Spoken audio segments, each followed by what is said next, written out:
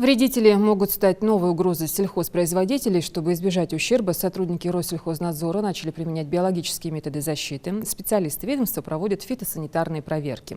Феромонные ловушки взамен старых расставляют по саду-гиганту. Уже отработанные приманки на вредителей отправляют в биолаборатории, где проведут исследования. Подобный процесс проводят каждые 2 недели. Всего сотрудникам придется обследовать более 1000 ловушек на просторах сада.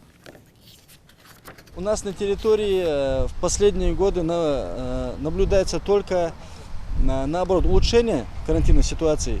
В частности, американская белая бабочка, все городские жители страдали от этих гусениц. Последние годы мы этого не наблюдаем. Также уменьшение карантинных очагов и по другим карантинным объектам. Те, карантинные вредители, которые есть в республике, они есть